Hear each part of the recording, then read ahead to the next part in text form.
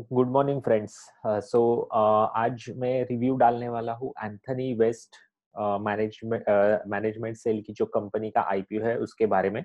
सो आज last day है। सो काफी लोगों ने मुझे पूछा है इसके बारे में क्या करना है, सो मैं इसका वीडियो डाल रहा हूँ। सो एंथनी वेस्ट हैंडलिंग सेल ये कंपनी वेस्ट मैनेजमेंट का काम करती है, और अगर आप मुंबई पुणे में रहते हो तो आपको आपने इसके ट्रक्स वगैरह देखे होंगे। सो इसके बारे में थोड़ा सा बैकग्राउंड जान लेते हैं। वन सेक, जरा रिकॉर्डिंग स्टार्ट है कि नहीं देखता हूँ। यस, सेक। हाँ।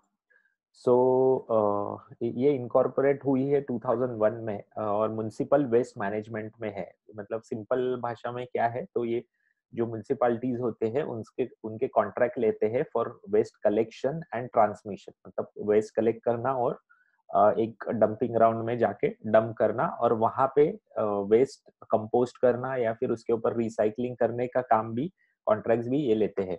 तो करंटली इनके म्युनिसिपैलिटी वेस्ट मैनेजमेंट के अराउंड 17 कॉन्ट्रैक्ट्स है इनके पास। CNT मतलब कलेक्शन एंड ट्रांसमिशन के 17 कॉन्ट्रैक्ट्स है, जिसमें नवी मुंबई, ठाणे महानगर पालिका, PCMC पिंपरी चिंचवड महानगर पालिका, मैंगलुरु महानगर पालिका, और नॉर्थ में भी नोएडा के आसपास दो तीन म्युनिसिपैलिटीज का इनके पास कॉन्ट्रैक्ट्स है।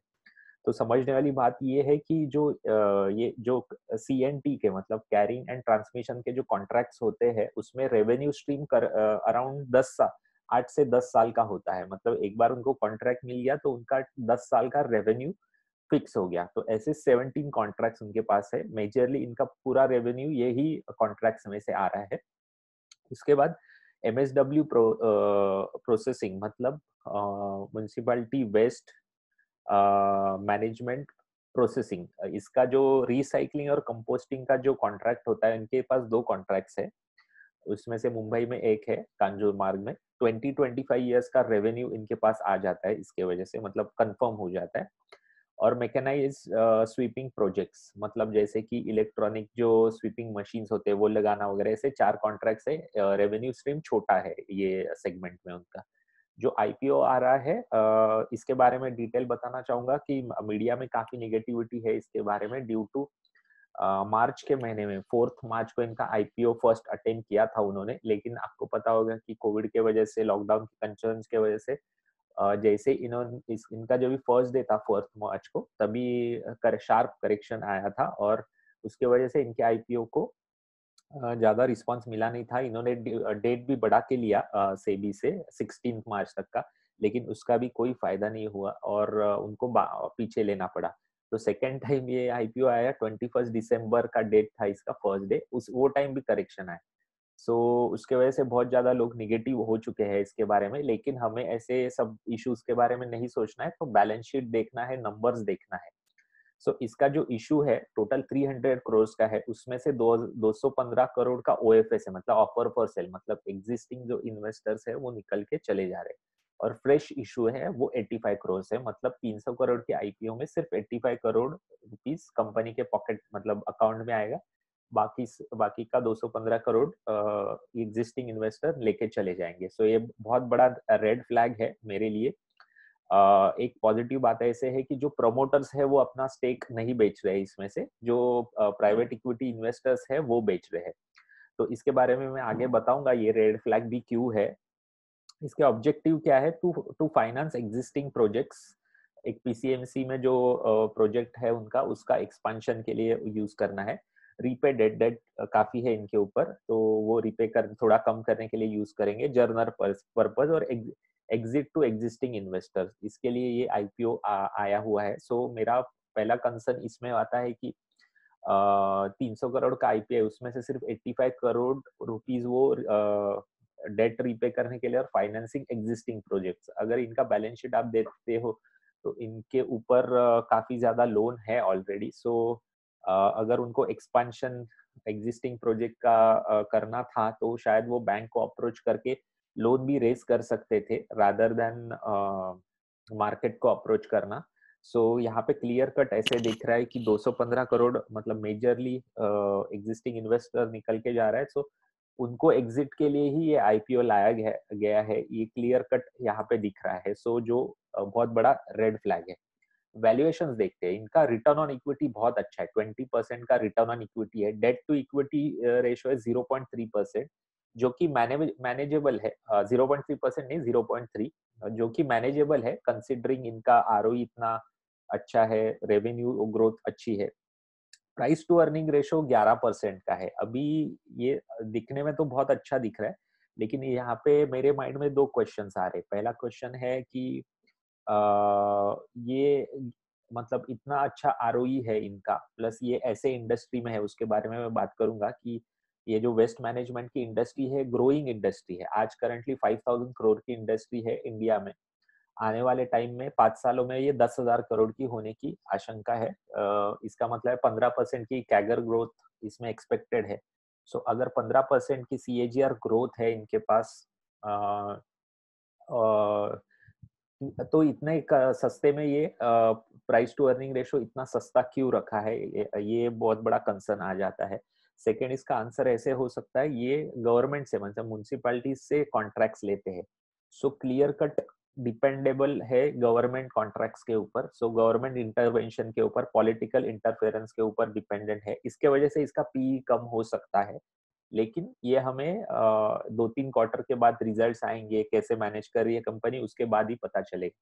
सो मैं इतना मतलब बहुत लोग बोल रहे हैं कि 11 का पी सस्ता है। अभी सोचिए 36-37 पे पी पे मार्केट चालू है, और ये इतने सस्ते पी पे इतना अच्छा रिटर्न ऑन इक्विटी वाला कंपनी आया है, तो मेरे लिए ये थोड़ा रेड मतलब सिग्नल हो सकता है कि ऐसा क्यों कर रहे हैं ये लोग।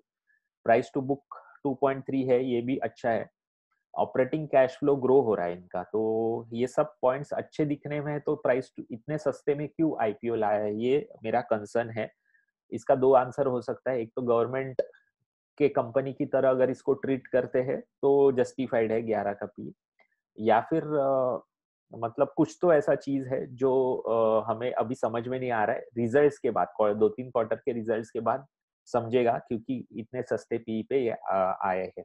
अगर ग्रे मार्केट प्रीमियम भी देखते हैं तो ऐसा सच कुछ खास नहीं है, क्योंकि अगर 11 का पी है और रिटर्न ऑन इक्विटी 20% से कंसिस्टेंटली ऊपर है, तो ऐसे कंपनी का ग्रे मार्केट प्रीमियम बहुत अच्छा होना चाहिए था, जो कि है नहीं एज सच। अभी 26, 27, 30 रुपए का ग्रे मार्केट प्रीमियम चालू है। सो वहां पे भी कुछ ऐसा एज सच मतलब ग्रे मार्केट प्रीमियम कभी बढ़ता है जब भी मार्केट से बहुत ज्यादा रिस्पॉन्स आना होता है। अभी इसका स्वॉट एनालिसिस करते, वैल्यूएशन बहुत सस्ते है, उसमें कोई डाउट ही नहीं है। कंसिडर अगर सबका मतलब इंडस्ट्री पोटेंशियल सोचते हैं, फिर इनका रिटर्न ऑन इक्विटी, प्रॉफिटेबिलिटी वगैरह सब देखते हैं, तो वैल्यूएशन बहुत चीप है। कंसिस्टेंटली प्रॉफिट मेकिंग कंपनी है।